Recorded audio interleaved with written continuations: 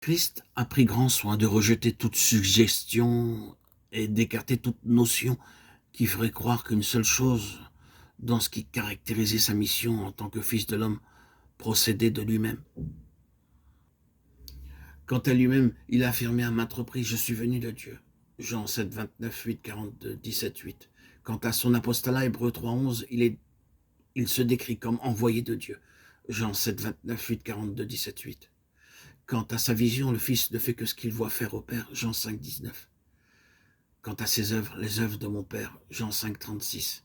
Quant à ses paroles, je ne parle pas de moi-même. Jean 8, 28. Quant au royaume n'est pas de ce monde. Jean 18, 36.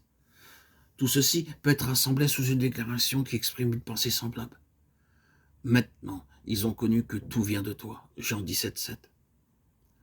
Le principe essentiel qu'englobe toutes ces déclarations établit que seulement ce qui vient de Dieu est reconnu par Dieu, accomplit le dessein de Dieu, atteint le standard de Dieu et retourne à Dieu.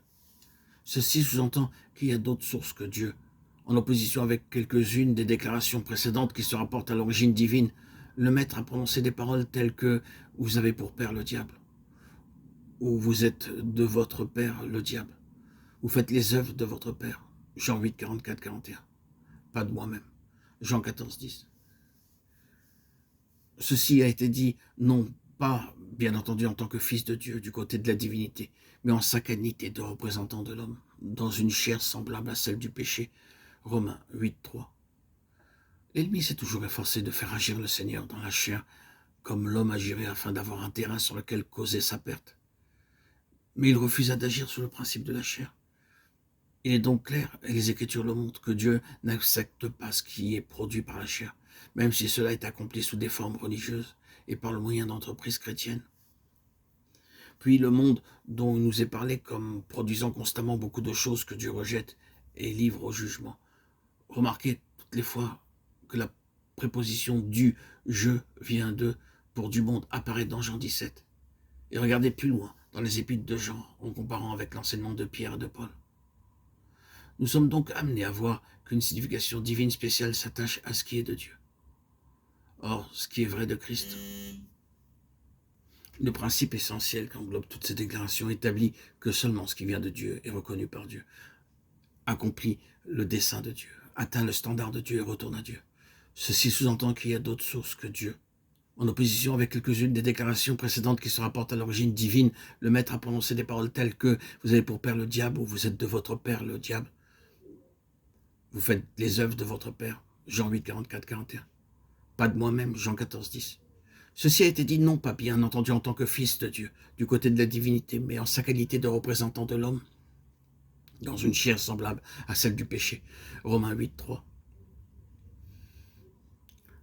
L'ennemi s'est toujours efforcé de faire agir le Seigneur dans la chair comme l'homme agirait afin d'avoir un terrain sur lequel causer sa perte. Mais il refusa d'agir sur le principe de la chair. Il est donc clair, et les Écritures le montrent, que Dieu n'accepte pas ce qui est produit par la chair, même si cela est accompli sous des formes religieuses et par le moyen d'entreprises chrétiennes. Puis, le monde dont il nous est parlé comme produisant constamment beaucoup de choses que Dieu rejette et livre au jugement. Remarquez toutes les fois que la préposition du monde apparaît dans Jean 17. Et regardez plus loin dans les épîtres de Jean en comparant avec l'enseignement de Pierre et de Paul. Nous sommes donc amenés à voir qu'une signification divine spéciale s'attache à ce qui est de Dieu. Or, ce qui est vrai de Christ doit avoir une contrepartie dans tout ce qui doit être autant la propriété de Dieu qu'utilisé d'une quelconque façon à l'accomplissement de son dessein éternel.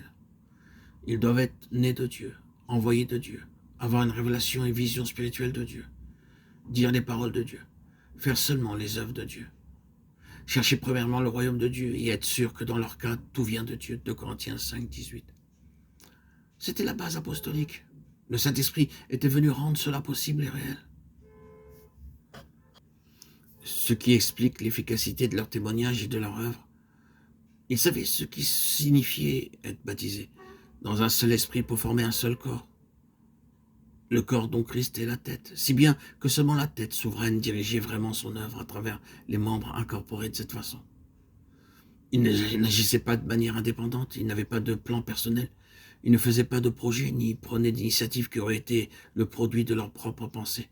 Leur raisonnement, leur imagination, leur enthousiasme même, si c'était pour Christ ou pour le royaume ou en son nom. Tout devait venir de la tête par révélation de l'Esprit. Combien cela a été vrai dans le cas de Christ et qu'il doit en être de même pour nous.